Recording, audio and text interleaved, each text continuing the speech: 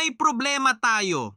Ayon sa iba't ibang ulat at congressional hearings, ang DPWH ay haharap sa massive repair costs para sa flood control projects na nabuild noong taong 2022 hanggang taong 2023.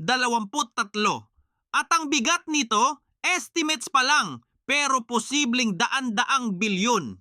Bakit lumalaki ang repair costs? Multiple COA findings ng substandard construction, ghost projects, at overpriced contracts.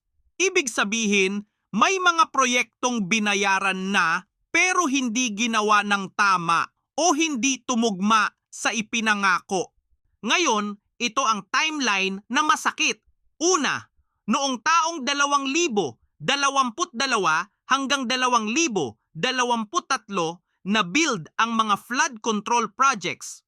Pangalawa, noong taong 2024, nung dumating ang baha, maraming istruktura ang hindi gumana gaya ng inaasahan, may nasira, may pumalya. Pangatlo, ngayon, ayon sa mga ulat, papasok ang repair, reconstruction at rebidding costs. Ito ang cost of corruption.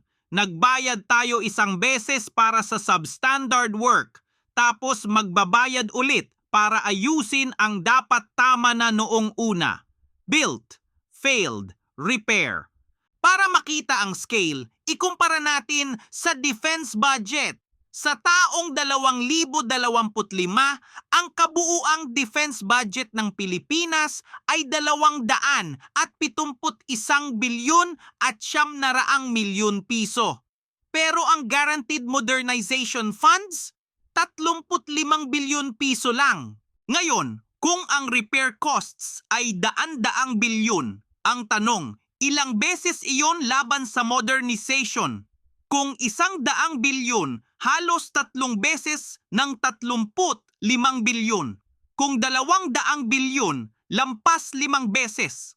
Kung papalapit sa 271 bilyon, halos 8 beses. Iyon ang multiplier na nakakagalit. At ano ang kapalit nito sa depensa? Ito ang kasalukuyang capability gap.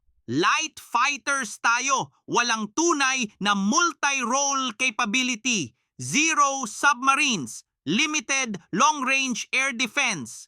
Habang ang modernization ay constrained, ang malaking resources ay napupunta sa remedial work. At heto ang strategic timing na hindi dapat i-ignore.